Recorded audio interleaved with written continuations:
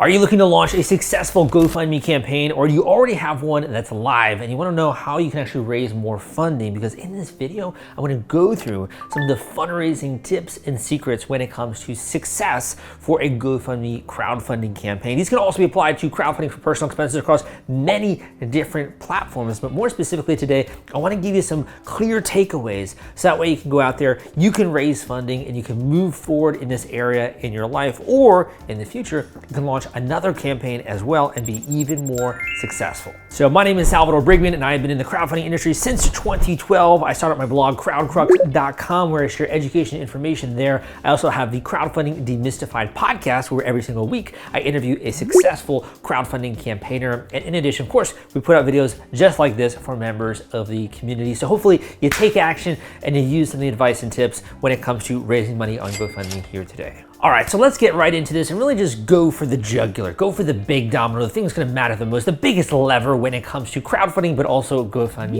and that is going to be your story. And I think a lot of the times we throw out that word story, but we don't really analyze it and deconstruct it, and that's kind of what this whole channel is about, because I'm like a mad scientist when it comes to this. I love to understand, why does someone who you've never met before decide to donate to your GoFundMe campaign, and really understanding the inner workings behind that. So the first thing with the story is, if you want a very simple framework when it comes to writing your story, think about the who, what, when, where, why, and how. So the who is who this event happened to, right? Who it is that's being raised money for, whether that's yourself or a beneficiary you're gonna be raising money for on their behalf. The why is this a need? Why did this happen? What is the reasoning behind the specific incident if something did occur?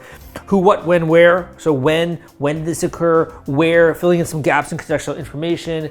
How, right? How someone can step up as the hero of the story. This is just a very simple framework to kind of go through checklist items and like, did I hit some of these major points? What's even more important than this framework is to make sure you trigger a couple of key elements. And you can think of this as kind of like a Venn diagram, a series of Venn diagrams here. So maybe I can get this kind of, appearing on the screen here. The first Venn diagram is empathy. So story is a vehicle to get someone who's never mentioned before to care about what happened to you, what's going on in your life.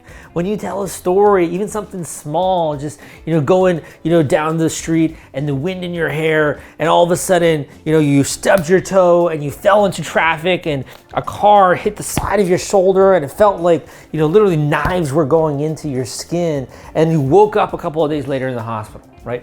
When you tell a story, someone puts themselves mentally in that position and they start to feel the same emotions that you felt in that situation.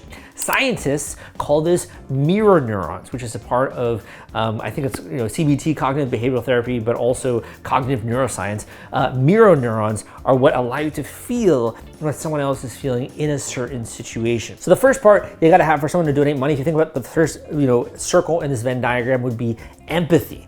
The second is a feeling of distress. So they gotta feel like, if it's just a nice story, hey, I'm going down the street, I'm gonna get some ice cream, I'm walking my corgi, it's a beautiful sunny day, and I got some ice cream.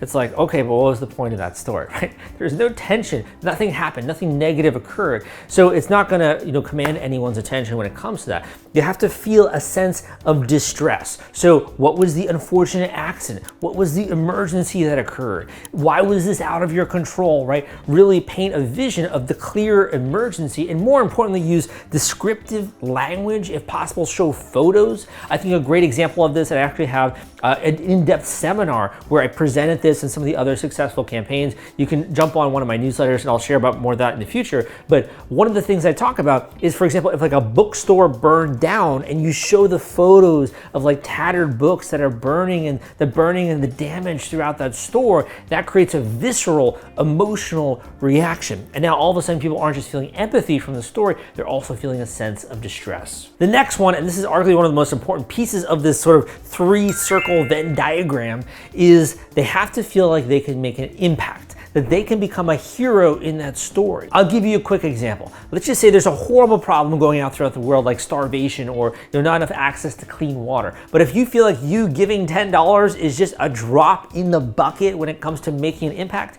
you're likely not gonna do anything because you don't feel like you can do anything to help with that specific story. There's nothing that you feel like you can specifically do in order to help someone else, which is why nonprofits and charities a lot of the times will say something like, hey, if you donate $25 a month, it's gonna feed this many kids in an impoverished region every single month. Or they'll send you a photo of the actual kid who maybe you're sponsoring for them to go to school, the local school, and to buy them some textbooks for 25 bucks.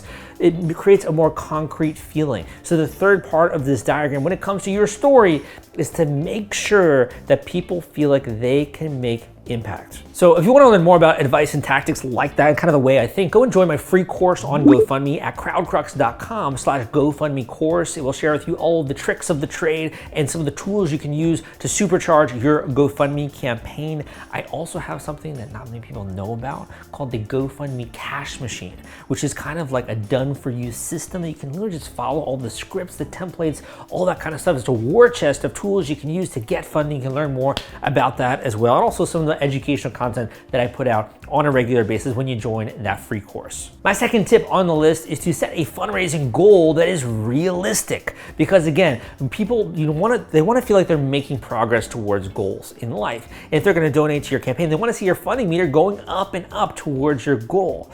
So I wouldn't recommend, for example, if you have a very unrealistic goal like $500,000 and you know there's no way that you can get even close to that, it's going to demoralize people. It's more likely that you're going to raise funds if you set a lower goal. And in addition, GoFundMe now has a new functionality within their platform where it's going to adjust the goal which you set, and it's going to start small. You can actually raise your goal over time. So I do recommend checking out that functionality, but that's my next tip. The next big tip in my list, and this is one that I consistently see students who enroll in my free courses and my programs, in my books as well, who purchase my book, Crowdfunding Personal Expenses, or my other book on GoFundMe fundraising tricks, which you can use in order to get an avalanche of donations.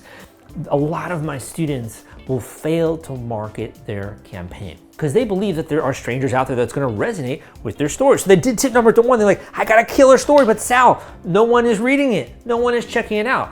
Well, what I got to say to that is that nowadays marketing is just part of the game, especially when it comes to GoFundMe and you have an algorithm where if you trigger that algorithm, you can get seen on the platform itself. You got to make sure to market your campaign and create a very simple marketing plan when it comes to your GoFundMe campaign launch, but also to get friends, family, first and second degree connections, maybe you're part of a local church group or a local organization, to get them involved in what it is that you're doing, to get them to donate to your campaign, ideally within the first couple of days of going live. And that way all the strangers that see it are more likely to donate as well, because of that magic term called social proof, which is that when other people see people who have already taken action, they are more likely to then donate to a campaign that they don't even know the organizer, right? They're a stranger. They're more likely to donate when they already see a little bit of funding there in that meter and a couple of people have already taken action.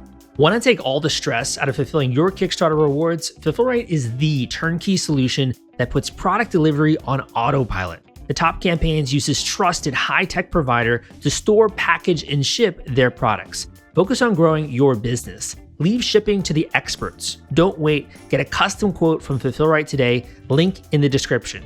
My next tip in this list, I believe we're on tip number 4, is to build trust and credibility by keeping your donors updated. Now, this goes beyond just posting updates on GoFundMe. It could also be posting a status update on Facebook. It could be doing an Instagram story update.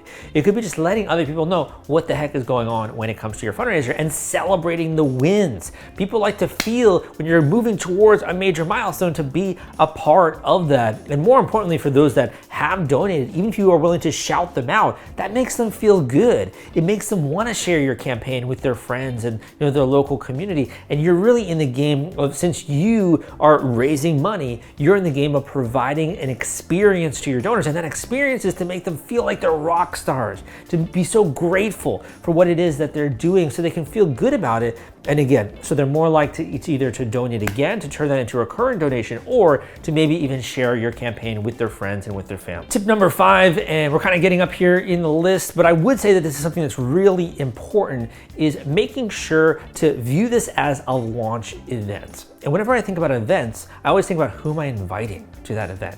And more importantly, if you're throwing a party, if you can get like a couple of friends to show up at that party early, right, and help you even like set up a little bit, other people then come, they already see that people are at that party, they're more likely to have a good time and to also bring their friends along. And all of a sudden you got a great party that's going on, right? So when it comes to doing the GoFundMe campaign, why not assemble a crowdfunding street team? And by that, I mean people who are helping you raise money on your behalf, who are literally joining your campaign publicly on the GoFundMe campaign website. That builds credibility. Those people are more likely to more easily raise money from their network than if you were to try to raise money from their network. And in addition, it adds an element of virality because more people than one are sharing your message on social media. More people are seeing that and sharing it. It has this really cool snowball effect. And in addition, GoFundMe rewards you when you have lots of social media shares and more people visiting your page, and you're going to actually appear higher within the overall marketplace. So